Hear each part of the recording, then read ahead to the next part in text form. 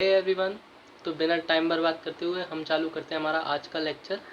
तो आज जो हम चैप्टर चालू करने वाले हैं वो मैथ्स का चैप्टर है, चैप्टर नंबर 2 एनसीईआरटी के हिसाब से। चैप्टर का नाम क्या है? Inverse trigonometric function. तो अब मैं उम्मीद करता हूँ आपको फंक्शन की और इंजेक्टिव बाइजेक्टिव फंक्शन की बेसिक नॉलेज तो होनी चाहिए।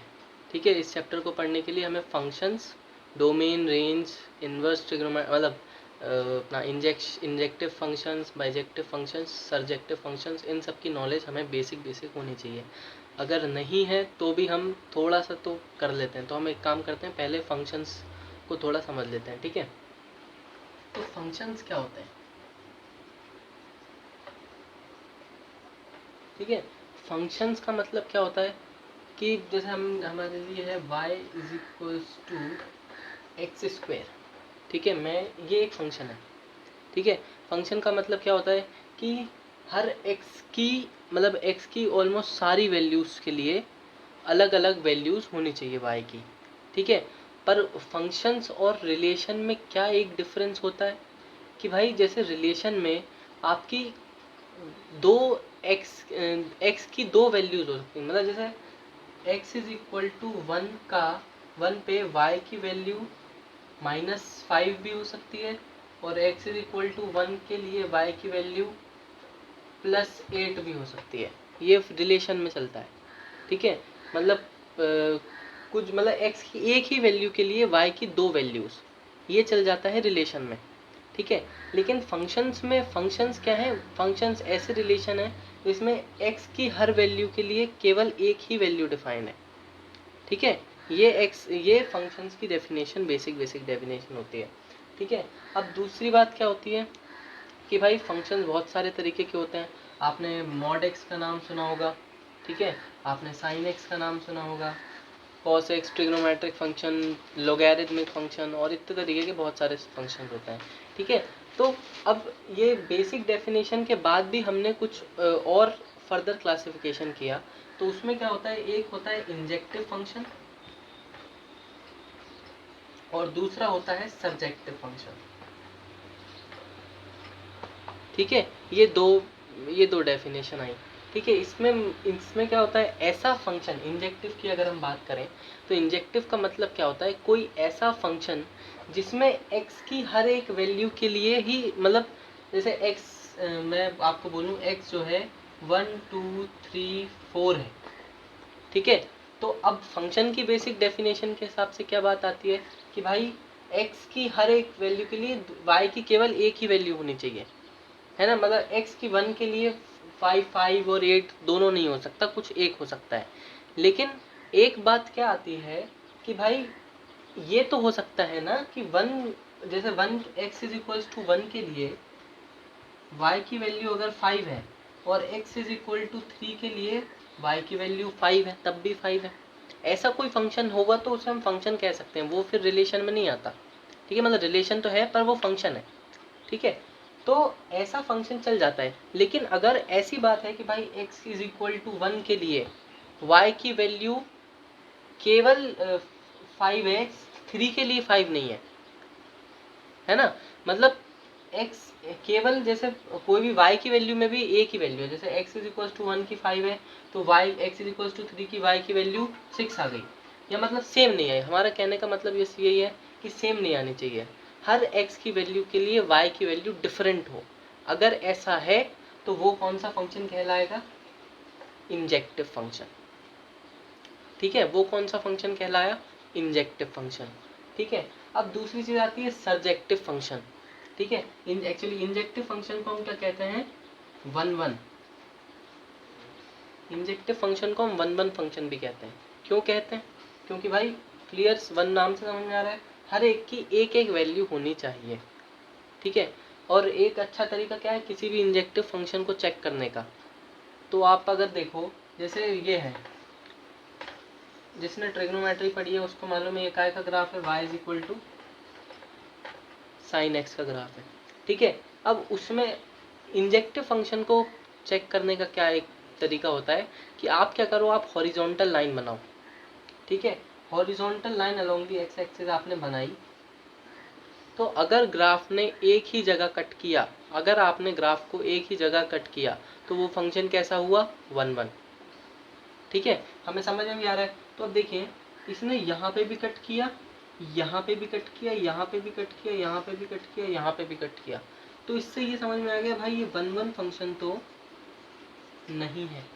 ठीक है, इससे साबित क्या होता है, जैसे ये मान लीजिए, ये एक काम करते हैं, ये मान लीजिए कोई वैल्यू है c, इस पॉइंट का नाम मान लेते हैं, ये c है पॉइंट है। ठीक है, तो x की इस x1 वैल्यू के लिए भी आंसर c है, ये x2 वैल्यू के लिए भी आंसर c है, x3 वैल्यू के लिए भी आंसर c है। तो ऐसा तो हम बोल ही नहीं सकते। 1 1 फंक्शन में क्या, हर डिफरेंट वैल्यूज ऑफ x के लिए y की वैल्यू डिफरेंट होनी चाहिए। तो ये हॉरिजॉन्टल लाइन टेस्ट जो है हम किसी भी फंक्शन पे लगाएं, अगर हॉरिजॉन्टल लाइन एक ही जगह कट करती है तो वो फंक्शन है 1 1।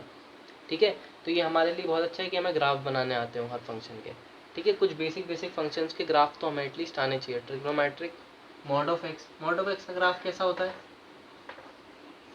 ये हो गया मॉड ऑफ एक्स का ग्राफ। ठीक है, तो इसमें भी आप देखें, हॉरिजॉन्टल लाइन टेस्ट दो जगह कट कर दिया, नहीं, तो ये कौन सा फंक्शन हो गया, ये 1 1 फंक्शन तो गारंटीड नहीं। ठीक है, ये 1 1 फंक्शन या इंजेक्टिव फंक्शन की बात हो गई। दूसरी चीज़ आती है सर्जेक्टिव फंक्शन।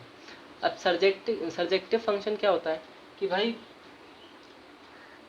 मतलब कोई भी, जैसे हम जब भी किसी फंक्शन को डिफाइन करते हैं, हम किसी पॉइंट से डिफाइन करते हैं कि भाई एक्स में एक्स वाई में ये फंक्शन डिफाइंड है। ठीक है, सच दैट उसके लिए हमने डिफाइन किया कि ये आर टू आर डिफाइंड है। आर मतलब रियल नंबर। ठीक है, मतलब real number two real number defined है। ठीक है, और उसके बाद जब आपने कोई फंक्शन देखा, जैसे y is equal to x square, ठीक है, ये फंक्शन है हमारे पास। अब y is equal to x square, और हमने बोला कि भाई r से r डिफाइंड है। इसका मतलब क्या होता है, r मतलब x की कौन सी वैल्यू जिसमें सेटिस्फाई कर सकती है, वो r है। ठीक है, और ये दूसरा r क्या बता रहा है, ये आपको बता रहा है कोडोमेन। ठीक है, ये बेसिक बातें आपको 11th की याद होनी चाहिए।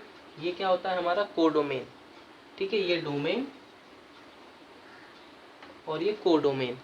तो अब ये क्या बता रहा है कि ये कोडोमेन उसने डिफाइन कर दिया कि भाई ये उसका कोडोमेन है। अब जब आप इस फंक्शन की रेंज निकालोगे, रेंज मतलब कि x की अगर मैं वैल्यू r डाल दूं, मतलब कोई भी वैल्यू, r मतलब क्या होता है, रियल नंबर, सारे के सारे नंबर, तो x की वैल्यू r डालने पे y की कौन कौन सी वैल्यूज आ रही हैं। ठीक है, तो आपको समझ में आ रहा है भाई y is equal to x square में अगर हम x की कोई भी वैल्यू डालते चलेंगे तो हमें r आंसर आता जाएगा। बस क्या चीज़ नहीं आएगी आंसर में, क्या कभी y नेगेटिव आ सकता है? अगर ये एक्स स्क्वायर है तो y तो कभी नेगेटिव आ ही नहीं सकता, किसी नेगेटिव का स्क्वायर कर दोगे तो वो पॉजिटिव हो जाएगा। लेकिन इसने तो बोला है कोडोमेन क्या है, r। कोडोमेन क्या है, r मतलब नेगेटिव नंबर भी चलेंगे, पॉजिटिव भी चलेंगे, पॉइंट वाले भी चलेंगे, रूट भी चलेगा, सब इस मतलब इरेशनल रैशनल सारे के सारे नंबर चलेंगे। ठीक है, लेकिन इस फंक्शन में आप देखें तो y can not be equal to a negative number. तो यहाँ से हमें समझ में आया कि भाई इसकी रेंज में नेगेटिव नंबर नहीं आ सकते। अगर रेंज में नेगेटिव नंबर नहीं आ सकते तो ये इसका रेंज r तो हो ही नहीं सकती। अगर r नहीं हो सकती तो कोडोमेन जो है हमारा वो नॉट इक्वल टू रेंज आया। तो ऐसे फंक्शन जिसमें codomain not equal to range आता है उनको हम सर्जेक्टिव नहीं कह सकते। ठीक है, कोड तो सर्जेक्टिव की क्लासिफिकेशन क्या हो गई कि ऐसे फंक्शन जिसमें कोडोमेन जो है वो रेंज के बराबर होना चाहिए। ठीक है, अगर मैं इधर y इज इक्वल टू एक फंक्शन बोल दूँ आपको y is equal to x, अब इसमें सब आ सकता है, तो इसमें कोडोमेन अगर मैंने ऐसे ही डिफाइन किया है तो codomain is equal to range आएगा, तो इस फंक्शन को आप क्या बोलोगे, सर्जेक्टिव फंक्शन बोल दोगे। ठीक, तो ये बेसिक डेफिनेशन हो गई हमारे सर्जेक्ट मतलब फंक्शन की। दो क्लासिफिकेशन हो गई कि भाई इंजेक्टिव फंक्शन क्या होता है और सर्जेक्टिव फंक्शन क्या होता है। ठीक है, तो अब ये हमने क्यों पढ़ा, इसका रीज़न क्या है कि भाई अब हमें ये बात याद रखनी है कि ये बिल्कुल बहुत important point, a function which is both injective and surjective is called a bijective function.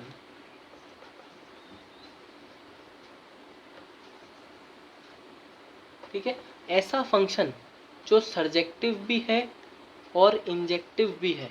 ठीक है, यानी 1-1 भी है और ऑन टू भी है। ठीक है, सर्जेक्टिव इसका मतलब होता है हमारा 1-1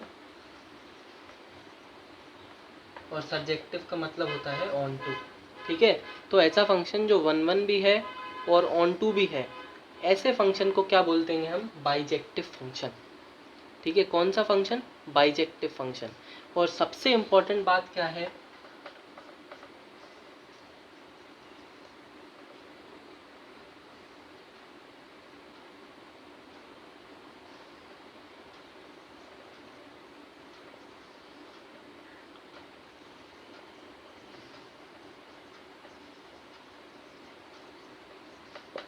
only bijective function have inverse.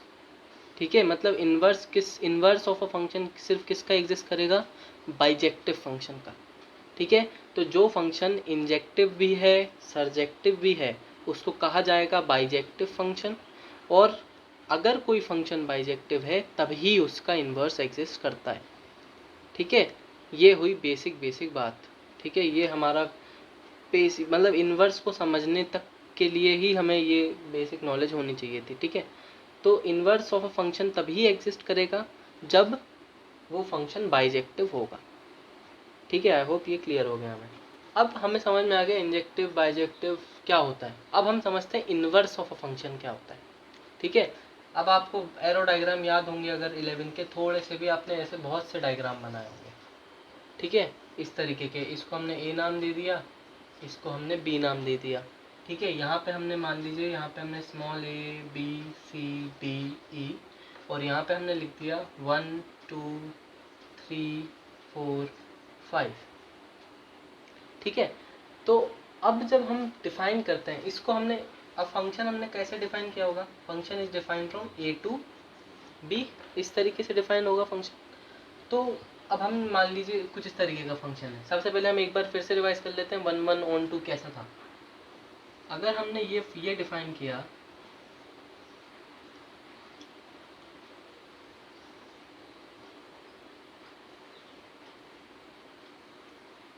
अगर कुछ इस तरीके से हमने फंक्शन डिफाइन किया, ठीक है, तो आप देखें ए की वैल्यू 1 है, बी की वैल्यू 2 है, सी की वैल्यू 1 है, डी की वैल्यू 3 है और ई की वैल्यू 4 है। ठीक है, क्या ये फंक्शन जो है 1-1 हुआ? नहीं। क्यों नहीं हुआ? 1-1 का मतलब क्या था? सारे जो आपके एलिमेंट्स हैं उनकी डिफरेंट इमेज होनी चाहिए। ठीक है, उनकी अलग अलग इमेज होनी चाहिए, कोई भी दो एलिमेंट की इमेज सेम नहीं होनी चाहिए। तो भाई ए की वैल्यू भी 1 है, सी की वैल्यू भी 1 है, ये इंजेक्टिव फंक्शन नहीं हुआ, या फिर कहें 1-1 फंक्शन नहीं हुआ। क्या ये सर्जेक्टिव हुआ? क्या ये मतलब ऑन टू फंक्शन हुआ? ये ऑन टू का मतलब क्या था? Codomain is equals to range. इधर डोमेन ये है, ये कोडोमेन है। रेंज आप सोचो, रेंज क्या है? इधर 1 है, 1 आंसर आया है आपका, 2 आया है, 3 आया है, 4 आया है। क्या 5 हमारा आंसर आया? नहीं आया। तो कोडोमेन इज इक्वल, कोडोमेन क्या था? कोडोमेन लिखोगे जब आप तो इज इक्वल टू 1, 2, 3, 4, 5। लेकिन रेंज क्या लिखोगे? 1, 2, 3, 4।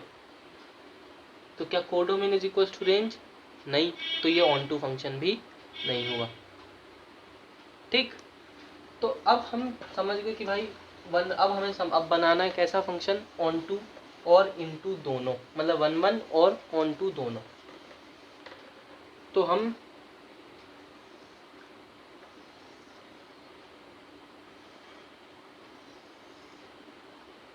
फिर से ए बी सी डी ई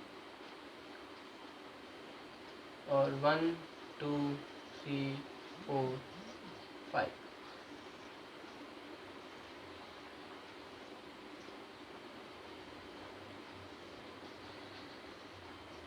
अब ये जो बनाया है हमने एरो डायग्राम, यहाँ से क्लियर है ये फंक्शन 1-1 भी है और ये फंक्शन ऑन टू भी है। ठीक है, तो 1 1 भी है, ऑन टू भी है, यानी कैसा फंक्शन, बाइजेक्टिव फंक्शन।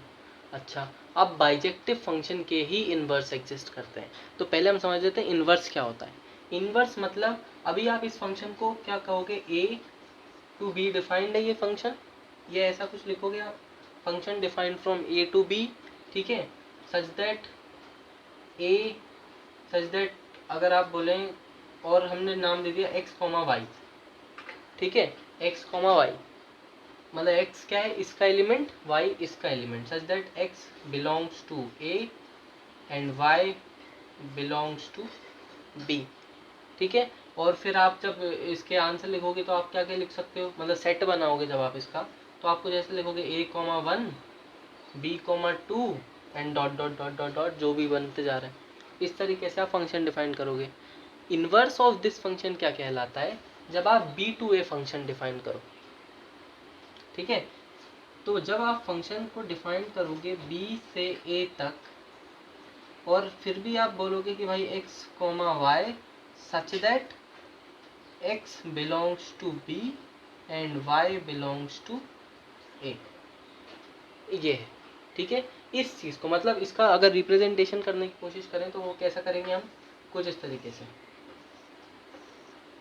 ये a है, ये b है, A B C D E 1 2 3 4 5, लेकिन ऐसे डिफाइंड नहीं है।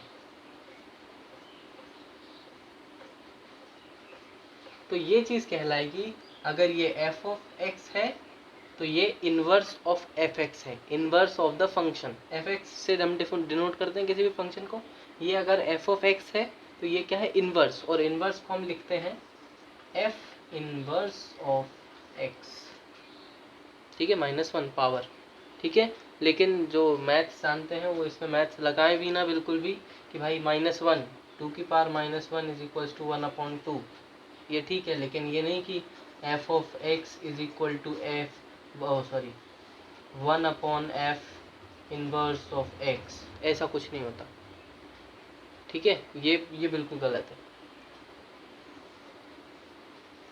ये रॉन्ग है, ठीक है। तो f और ये f इनवर्स ऑफ x, अब हमें समझ में आ गया होगा। आप पिछले एग्जांपल से ये भी ना समझ सकते हो, खुद आप करके देखो कि भाई वो जो हमने पिछला फंक्शन बनाया था, ना तो वो 1 1 था ना 1 2 था, उसका अगर आप इन्वर्स निकालते तो वो फंक्शन ही नहीं बचता। अगर आप पिछले, हम छोटा सा एक एग्जांपल लेते हैं, ABC 1 2 3 और कुछ इस तरीके की मैपिंग कर देते हैं, ये हम बना देते हैं। आपको दिख रहा है ना तो 1 1 फंक्शन है, ना तो ये 1 1 फंक्शन है, ना तो ये ऑन टू फंक्शन है। अब इसका अगर आप इन्वर्स निकालने की कोशिश करो तो क्या क्या डिनोट करोगे आप, 1 1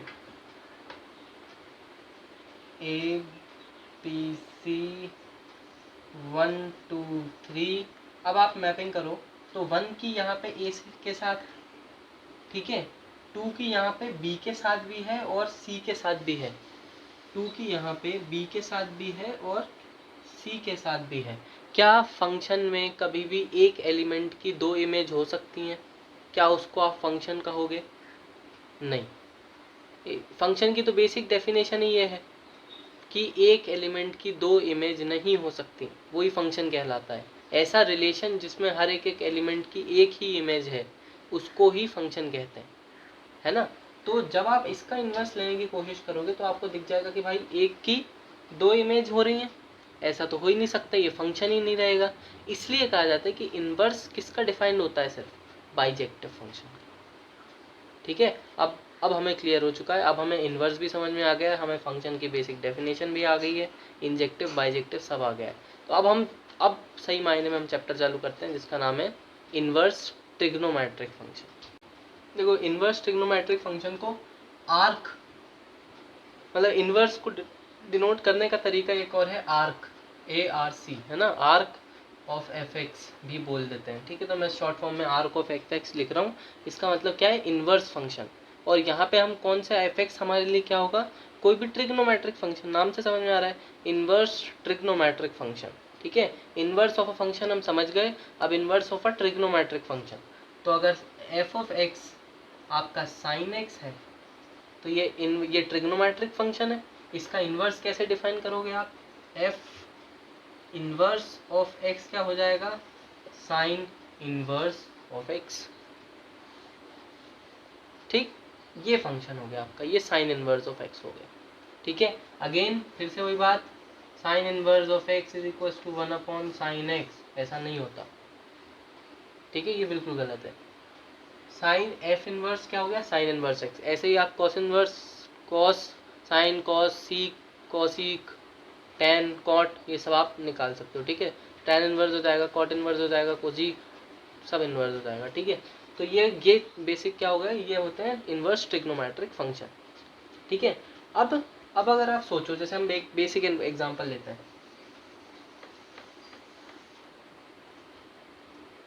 अगर मैं आपको बोलूं f of x is equals to sine x, इसका ग्राफ जानते हैं हम, अभी देखा था हमने, ये क्या होता है? ये थोड़ा मतलब सिमेट्री है। ठीक है, चलो, मतलब ये सब बराबर हैं, थोड़ा गलत बन सकता है, लेकिन आप समझे कि ये बिल्कुल जितना ऊपर ये है उतना ही ऊपर ये है, और सिमिलरली ये भी। ये एक बेसिक ग्राफ काय का है? साइन इनवर्स एक्स का, ओह सॉरी साइन एक्स का। हमें मालूम है ये साइन एक्स का ग्राफ है, सच दैट ये क्या है? 0। ये चीज़ क्या है? π/2। क्यों? साइन π/2 कितना होता है? 1। साइन 91, तो ये 0, ये π/2, ये पाई, ये 3π/2, ये 2π, और आगे ऐसे बढ़ता जाएगा, π/2 डिफरेंस से बढ़ता जाएगा। ठीक है, अच्छा, तो अब अगर आप देखो कि मैं इस फंक्शन में मैं वही हॉरिजॉन्टल लाइन टेस्ट करता हूँ, ये मैंने हॉरिजॉन्टल लाइन बनाई एक पर्टिकुलर पॉइंट पे। ठीक है, क्या ये फंक्शन बाइजेक्टिव हुआ? नहीं। क्यों? क्योंकि भाई हॉरिजॉन्टल लाइन टेस्ट में 2-3 जगह क्या, ये तो पता नहीं कितनी सारी जगह कट करेगा, ऐसे तो कट करता ही जाएगा ये, क्योंकि हॉरिजॉन्टल लाइन मैंने ये थोड़ी बोली थी कि भाई बढ़ मतलब रोक दो एक जगह पे जाके, है ना? तो ये बढ़ता ही जाएगा भाई। एक ही वैल्यू ऑफ एक्स के लिए कितने सारे, मतलब एक ही बहुत सारी एक्स की वैल्यू के लिए कितने सारे वाई की वैल्यू होगी, एक ही वाई की वैल्यू होगी मतलब। तो ये 1-1 फंक्शन तो नहीं हुआ। तो जो फंक्शन 1-1 नहीं हुआ वो बाइजेक्टिव नहीं हो सकता, है ना? सिर्फ सर्जेक्टिव होने से काम नहीं चलेगा, अगर बाई चांस ये सर्जेक्टिव है भी तो। ठीक है, तो फिर हम इन्वर्स ट्रिग्नोमेट्रिक फंक्शन पढ़ेंगे कैसे?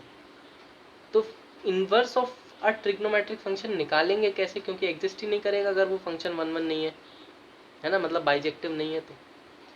तो फिर हमें थोड़ा सोच के हमने कहा कि एक काम करते हैं, इसका डोमेन जो है वो रिस्ट्रिक्ट कर देते हैं। ठीक है, इसको हम थोड़ा हिस्से में बांट देते हैं, कुछ ऐसा करते हैं हम। तो हमने क्या किया, हमने इसके डोमेन को रिस्ट्रिक्ट कर दिया। हमने क्या किया, हमने के साइन को सिर्फ डिफाइन ही इतना किया। ठीक है, ये 0 और ये -π/2। अब अगर आप हॉरिजॉन्टल लाइन टेस्ट करने की कोशिश करो तो आपको दिख रहा है भाई हॉरिजॉन्टल लाइन टेस्ट में केवल एक जगह ही आ रहा है, तो यानी 1-1 फंक्शन हो गया। और हम इसका कुछ हम अपने हिसाब से, अब ये जो है कोडोमेन तो हमें डिफाइन करना होता है ना, कोडोमेन हम खुद डिफाइन कर लेंगे। तो भाई क्या हो जाएगा, भाई codomain is equal to range हो जाएगा, फंक्शन ऑन टू हो जाएगा, और hence the function will be bijective. ठीक है, तो हमने ये करा क्यों किया? ताकि हम फंक्शन को बाइजेक्टिव बना सकें। तो हमने देखो, ध्यान से देखो, हमने कहाँ से कहाँ तक किया। हमने कहा कि भाई x की वैल्यू, या फिर हाँ ये x की वैल्यू है। ठीक है, हमने x की वैल्यू कहाँ से कहाँ तक करी, माइनस के π/2 से लेके π/2 तक, और दोनों इंक्लूडेड। आपको ये मालूम हो कि जब ऐसा हम स्क्वायर ब्रैकेट लगाते हैं तो उसका मतलब क्या होगा कि भाई दोनों इंक्लूडेड है। ठीक है, जब हम ये वाले ब्रैकेट लगाते हैं तो इसका मतलब होता है कि जो एंड पॉइंट्स हैं वो इंक्लूडेड नहीं है, यहाँ पे हमने इंक्लूड करा हुआ है। तो हमने डिफाइन किया कि भाई x शुड बिलोंग टू -π/2 से π/2। क्यों? क्योंकि यहाँ पे फंक्शन जो है बाइजेक्टिव बन जाएगा। ठीक, अब हमें मालूम है -π/2 पे x की वैल्यू कितनी, मतलब -π/2 पे अगर x की वैल्यू रखी है हमने तो y की वैल्यू कितनी, -1। साइन -π/2 -1 हो गया। ठीक है, और साइन π/2 कितना हो गया, 1। तो यहाँ पे हमें समझ में आ गया कि भाई y विल बिलोंग टू कहाँ से कहाँ तक आएगा, -1 से 1। ठीक, तो अब बताओ, अब इसका जस्ट इनवर्स कर दो। इनवर्स में क्या हो रहा था, x जो है वो y बन रहा था, y जो है वो x बन रहा था। तो जब हम इस साइन इनवर्स बनाएंगे, ये तो अभी अभी भी हम किस पे खेल रहे हैं, साइन x पे खेल रहे हैं। अब जब हम इसका साइन इनवर्स बनाएंगे तो x की वैल्यू कहाँ से कहाँ तक आएगी, for y is equals to sine inverse of x, x कहाँ से कहाँ तक जाएगा, -1 से 1, और y कहाँ से कहाँ तक जाएगा, -π/2 से π/2। ये पूरा जो है हमारा साइन इनवर्स x हो गया। तो साइन इनवर्स x की डोमेन क्या हो गई, -1 to 1। मतलब ये जो साइन इनवर्स x है, इसमें x की वैल्यू क्या क्या हो सकती है, -1 से 1 के बीच में, और -1 और 1 भी हो सकती है, ठीक है। और y की वैल्यू फिर ऑब्वियसली कहाँ से कहाँ तक आएगी, -π/2 से π/2 के बीच में, ठीक। तो कभी आपका साइन इनवर्स x का आंसर बताओ 0 आ सकता है, बिल्कुल आ सकता है। साइन इनवर्स x का आंसर 2π आ सकता है क्या कभी, मतलब y is equal to sine inverse x, और x की वैल्यू कभी ऐसी कुछ हो सकती है क्या कि जिससे y की वैल्यू 2π आए, तो नहीं। क्यों, क्योंकि y की रेंज ही कहाँ से कहाँ तक है, -π/2 से π/2।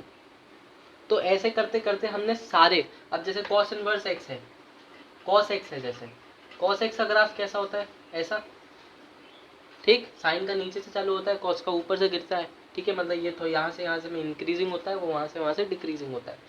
तो अब इसमें देखो सेम वही डिफिकल्टी पड़ी हमें, तो वही की बात कि भाई 1 1 नहीं है, 1 1 नहीं है तो बाइजेक्टिव नहीं है, बाइजेक्टिव नहीं है तो इन्वर्स कैसे निकालेंगे, ठीक। तो वही उसी डिफिकल्टी को क्लियर करने के लिए हमने फिर उसको तोड़ा, और वगैरह वगैरह हमने चीज़ें, ऐसे हमें सारे फंक्शन, सारे ट्रिग्नोमेट्रिक फंक्शन के साथ करना पड़ा।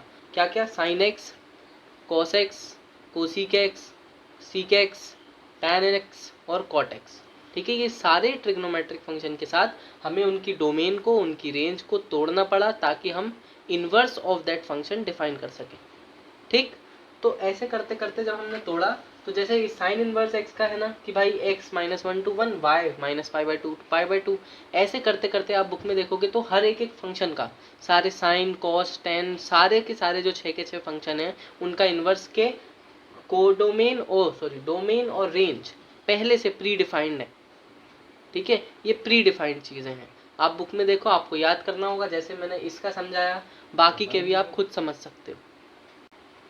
अब एक कंसेप्ट होता है इवन और ऑड फंक्शन का, ठीक है।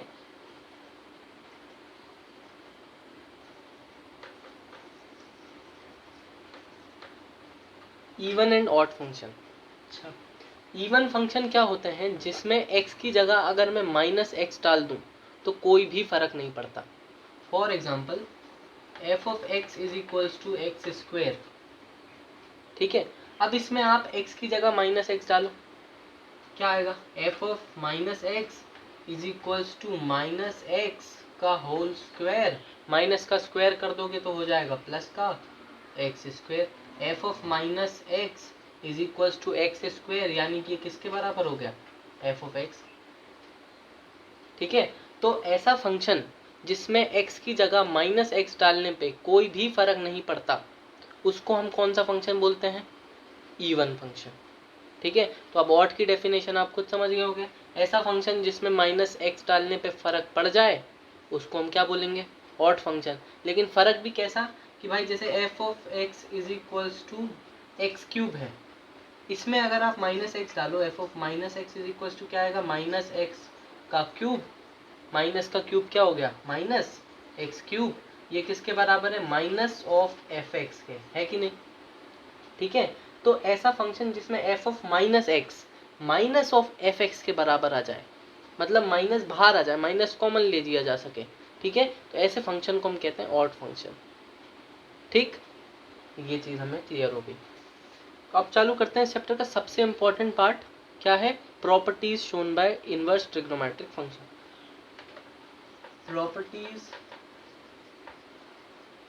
ऑफ आर्क, फिर से वही शॉर्ट फॉर्म लिखा हुआ है, आर्क ट्रिग्नोमेट्रिक फंक्शंस, ठीक है। उनकी प्रॉपर्टीज क्या है, तो पहली प्रॉपर्टी जो है वो है कि भाई sine inverse of -x is equals to minus of sine inverse of x, ठीक। Similarly tan inverse of minus x is equals to minus of tan inverse of x. तीसरा cosec inverse of minus x is equals to minus cosec inverse of x. अब भी हमने पढ़ा even odd function, तो इसमें से हमें देख के समझ में आ रहा है भाई ये कौन सा फंक्शन है, ये ऑड फंक्शन है। इसमें माइनस जो है वो बाहर आ जा रहा है, कॉमन ले सकते हैं हम उस फंक्शन में से, ठीक है। मतलब x की जगह हमने जब माइनस एक्स डाला तो क्या हो रहा है, एफ एक्स और माइनस का साइन, ठीक है। तो ये तीन फंक्शंस कौन से फंक्शंस हो गए, ऑड फंक्शंस। अब तीन बचे कौन कौन से, कॉस बचा है, सीक बचा है, कॉट बचा है, ठीक है। उसमें थोड़ा सा डिफरेंस आता है, वो इवन फंक्शन नहीं है। जैसे ये ऑड फंक्शन है तो वो इवन नहीं है, वो तो ना इवन है ना ऑड है, उनको नन बोलते हैं, no neither even neither odd nor even, none function, ठीक है। नाइदर ऑड नॉर इवन, तो मतलब ना तो वो इवन है ना तो वो ऑड है, तो उनको बोल दिया नन फंक्शन, ठीक है। तो अब उसमें क्या है, उनमें चलता है जैसे ये cos inverse of minus x is equals to pi minus cos inverse of x. Pi minus ये कॉमन चीज़ है, ठीक है, पाई माइनस का फर्क आ रहा है, ठीक। और सिमिलरली अगला क्या है हमारा, sec inverse of minus x is equals to pi minus secant inverse of x. एक और कौन सा बचा, कॉट, तो cot inverse of minus x is equals to pi minus cot inverse of x. ये तीन हमें अलग याद करने हैं, ये तीन हमें अलग याद करने हैं। ये तो सिंपल है, तो हमें ये याद रखना है भाई साइन, टेन और कोसेक कैसे फंक्शन हो गए, ऑड फंक्शन। ऑड फंक्शन में क्या होता है, माइनस बाहर आ जाता है, ठीक है, तो ये माइनस इस सब में बाहर आ गए, ठीक है। अब लेकिन ये जो बाकी हैं ये कौन से फंक्शन है, नन, ना तो ये इवन है ना ये ऑड है, तो इसमें ऐसा नहीं कि आप माइनस को सिंपल रहने दो, वही का वही रह जाएगा, तो इवन फंक्शन नहीं है ये है नन फंक्शन, तो इसमें जो है पाई माइनस का फर्क आता है। ये पहली प्रॉपर्टी है, ठीक है, ये हमारी पहली प्रॉपर्टी है, तो ये हमें बिल्कुल याद रखनी है, ठीक है। Sine inverse of minus x is equals to minus sine inverse x, ऐसे ही टेन के साथ, ऐसे ही कोजिक के साथ, और इसमें पाई माइनस का फर्क आ रहा है, पाई minus cos inverse of x, ठीक। अब दूसरी प्रॉपर्टी क्या है, हमने पढ़ा होगा, हमें मालूम है भाई साइन का उल्टा क्या होता है, कोजिक, कॉस का उल्टा क्या होता है, सीक, और टेन का उल्टा क्या होता है, कॉट, ठीक। ऐसे ही इनवर्स ट्रिग्नोमेट्रिक फंक्शन में भी सेम है। प्रॉपर्टी नंबर 2 क्या कहती है ये, कि भाई sine inverse of x is equal to cosec inverse of 1/x। यहाँ पे देखो पूरा फंक्शन रेसिप्रोकल हो रहा है, यहाँ पे सिर्फ x रेसिप्रोकल हो रहा है, ठीक है। Sine inverse of x is equal to cosec inverse of 1/x। ऐसे ही cos inverse of x is equal to sec inverse of 1/x, और tan inverse of x is equal to cot inverse of 1/x। ये सब कहाँ define है, ये सब अपने अपने डोमेन में। आपको मालूम है अभी हमने डोमेन पढ़ा कि भाई साइन एक्स कहाँ से कहाँ, -1 to 1, तो ऐसे ही इन सब के डोमेन मतलब जनरली दिए ही होते हैं। आप मतलब आपको याद ही है तो आपको दिया भी होगा, साइड में बहुत सारी चीज़ें दी होती हैं। आप जब बुक खोलोगे कि भाई इनवर्स ट्रिग्नोमेट्रिक फंक्शन के क्वेश्चन जब आप करोगे तो साइड में दिया होता है x belongs to this to this, this to this, तो उसमें हमें एक बार मतलब हमेशा सही भी दिया होता है, एक बार हम चेक कर सकते हैं कि भाई ये उसके डोमेन में आ रहा है या नहीं, ठीक है।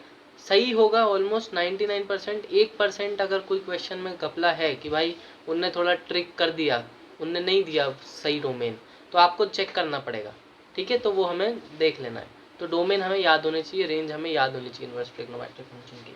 ये हमारी दूसरी प्रॉपर्टी है। इसमें सबसे इंपॉर्टेंट ये वाली है, इसमें x ग्रेटर देन 0 ही डोमेन चलता है, मतलब ये तभी होगा जब x ग्रेटर देन 0 होगा, ठीक है। और क्वेश्चन इस पे ही बनेंगे आपके, x ग्रेटर देन 0 तभी आंसर आना है, ठीक है। जब यहाँ पे x ग्रेटर देन 0 होगा तभी ये प्रॉपर्टी आप लगा सकते हो, ठीक है। ये सबसे इंपॉर्टेंट प्रॉपर्टी है, मतलब इन तीनों में सबसे ज़्यादा इंपॉर्टेंट यही वाली है। तो थर्ड और लास्ट प्रॉपर्टी हमारी क्या है, पाई/2 के रिलेशन वाली है। मतलब साइन और कॉस में क्या रिलेशन है, फिर tan और cot में क्या रिलेशन है, और कोजिक और सीक में क्या रिलेशन है, तो वो वाली प्रॉपर्टी है sine inverse x plus cos inverse x, ये जो है ये π/2 के बराबर होता है। ठीक है, तो कब, जब भी साइन इनवर्स के अंदर सेम वैल्यू होगी और कॉस इनवर्स के अंदर भी सेम वैल्यू होगी, मतलब x जो है दोनों में सेम होगा, तब इन दोनों को अगर हम ऐड करेंगे तो आंसर क्या आएगा, π/2। एक एग्जांपल ले लें इसका हम, जैसे साइन इनवर्स ऑफ 1, x की वैल्यू हम मान लेते हैं 1, plus cos inverse of 1 is equals to क्या, अब हमें π/2 लाना है। ठीक है, साइन इनवर्स ऑफ 1, साइन, अब ये क्वेश्चन करते कैसे हैं, हाँ ये भी हमें सीखना है। साइन इनवर्स ऑफ 1, तो इसमें हमें सोचना क्या होता है कि भाई साइन, ये इसको आप इनवर्स विनवर्स भूल के इसको साइन एक्स की टर्म में सोचो। साइन एक्स की वैल्यू 1 कब होती है, π/2 पे। ठीक है, साइन 90 1 हमें मालूम है, तो ये सोचना है। तो साइन एक्स की वैल्यू 1 कब होती है, π/2 पे, तो साइन इनवर्स ऑफ 1 क्या हुआ, π/2, ऐसा उल्टा सोचना है हमें। ठीक है, तो साइन इनवर्स ऑफ 1 क्या हुआ, π/2। कॉस इनवर्स 1, फिर से कॉस एक्स की वैल्यू 1 कब होती है, 0 डिग्री। ठीक है, कॉस एक्स की वैल्यू 1 कब होती है, 0 डिग्री पे, तो कॉस इनवर्स ऑफ 1 क्या हुआ, 0। ठीक, ऐसा उल्टा सोचना हमें। यहाँ पे क्या आएगा, 0, तो π/2 प्लस 0 कितना हुआ, π/2, तो हेंस प्रूव्ड। ठीक है, ये प्रॉपर्टी काम करती है। ठीक है, आप पिछली जो 2 प्रॉपर्टी उसके क्वेश्चन भी हम कर लेंगे, एक बार सारी प्रॉपर्टी हमारी रिवाइज भी हो जाएगी और कुछ क्वेश्चंस भी हो जाएंगे। ठीक है, तो ये बेसिक फर्स्ट प्रॉपर्टी हो गई। सिमिलरली बाकी ट्रिग्नोमेट्रिक फंक्शन के लिए आप कर सकते हो क्या, कि भाई जैसे tan inverse of x plus cot inverse of x is equals to π/2, ये और तीसरा cosec inverse of x plus cot sec inverse of x is equals to π/2। आप इन दोनों के भी एग्जाम्पल ले सकते हो, ये सेम आएगा। ठीक है, तो ये प्रूफ हो गई हमारी ये प्रॉपर्टी। ठीक, ये लास्ट प्रॉपर्टी थी। तो 4 प्रॉपर्टी जो हमने पढ़ी है एक बार हम रिकॉल कर लेते हैं। पहली प्रॉपर्टी क्या, कि भाई साइन tan और साइन tan और cosec ये कैसे फंक्शन है, ये ऑड फंक्शन है, तो इनमें x की वैल्यू, x की जगह -x डालेंगे तो माइनस बाहर आ जाएगा। ठीक, ये फर्स्ट प्रॉपर्टी थी। दूसरी प्रॉपर्टी बोलो या उसी में हमने कर लिया था कि भाई क्या जो बचे हुए हमारे यानी कॉस सीक और कॉट, ये नन फंक्शन है, नाइदर ऑड नॉर इवन। ठीक है, तो इसमें क्या होता है, इसमें पाई माइनस का फर्क आता है, तो यानी sine cos inverse of -x किसके बराबर होगा, पाई minus cos inverse of x के। ठीक, ये दूसरी प्रॉपर्टी हो गई। तीसरी प्रॉपर्टी, ये फर्स्ट ही था, हमने एक में ही कर लिया था, ऐसे ही एनसीईआरटी में ऐसे दूसरी प्रॉपर्टी के हिसाब से दिया हुआ है, इसलिए टोटल उनके यहाँ 4 है, अपन ने 3 में करा है। ठीक है, दूसरी प्रॉपर्टी हमारी क्या है कि भाई रेसिप्रोकल वाली थ्योरम जो हमारी बेसिक थी कि भाई साइन एक्स जो है उसका उल्टा क्या होता है, कॉस एक्स। ठीक, कॉसिक एक्स, तो इसमें क्या है, sine inverse of x is equals to cosec inverse of 1/x, इसमें x का रेसिप्रोकल हो रहा है। ठीक है, हमें बस ये याद रखना है, साइन कुछ तो डिफरेंट होगा, इनवर्स ट्रिग्नोमेट्री पढ़ रहा है। ठीक है, तो sine inverse of x is equals to cosec inverse of 1/x। ठीक है, दूसरा क्या, मतलब इसके जैसी बाकी हो जाएंगी कि भाई tan का उल्टा cot, तो tan inverse of x is equals to cot inverse of 1/x, लेकिन कब, x ग्रेटर देन 0 पे। तीसरा उसी में ही हो जाएगा क्या, कि भाई जो बचा है हमारा यानी cos inverse of x is equals to sec inverse of 1/x, ये हो गई। तीसरी प्रॉपर्टी जो हमने पढ़ी ये π/2 की रिलेशन वाली, क्या कि भाई जैसे हमने पढ़ा था ना साइन इनवर्स ऑफ मतलब 90 minus theta cos theta, sine 90 minus theta cos theta, तो ऐसे ही वही सिमिलर प्रॉपर्टी है जो हमने ट्रिग्नोमेट्री में पढ़ी थी कि भाई साइन 90 माइनस थीटा हो गया कॉस थीटा, इस तरीके की। तो इसमें क्या है, sine inverse of x plus cos inverse of x is equals to π/2। Similar relation tan और cot में है, और एक और रिलेशन कोजिक और सीक में है, सेम रिलेशन। ठीक, अब हम कुछ एग्जांपल देख लेते हैं जो हमने जैसे एक क्वेश्चन किया वैसे ही हम 2-3 क्वेश्चन कर लेते हैं और ये चैप्टर खत्म है। अब आपको प्रैक्टिस करनी है, अब आप प्रैक्टिस करें। जैसे इजी एग्जांपल से चालू करते हैं, भाई साइन इनवर्स ऑफ, सोचो क्या ले सकते हैं हम। अब फिर से हमें डोमेन का ध्यान रखना है, डोमेन कहाँ से कहाँ तक था, -1 to 1। ठीक, -1 to 1, तो साइन इनवर्स ऑफ 1/2 क्या होगा, कैसे सोचना है भाई, साइन एक्स 1/2 कब होता था, साइन एक्स, वो एक्स की वैल्यू क्या थी जब साइन 1/2 हो जाता था, 30 डिग्री। ठीक है, 30 डिग्री को पाई की टर्म्स में क्या लिखते हैं, पाई/6। ठीक है, तो इसका आंसर क्या आएगा, पाई/6। ठीक, अब सिमिलरली अब हम उस प्रॉपर्टी का इस्तेमाल करते हैं भाई, साइन इनवर्स ऑफ -1/2 का आंसर क्या होगा।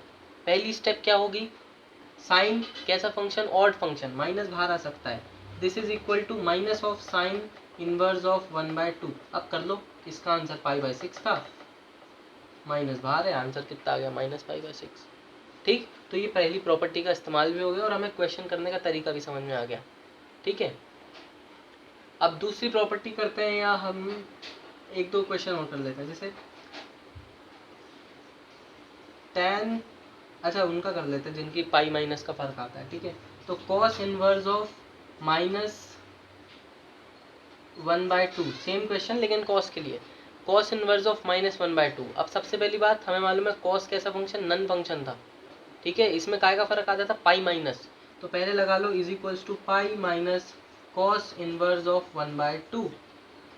ठीक, अब बताओ, अब cos इनवर्स ऑफ 1, cos सोचना कैसे, cos थीटा 1/2 कब होता था, 60 डिग्री, 60 डिग्री मतलब पाई/3। तो ये कितना हो जाएगा, पाई माइनस पाई/3। 3 ये इसको सॉल्व कर लो तो कितना है, ये 2पाई/3।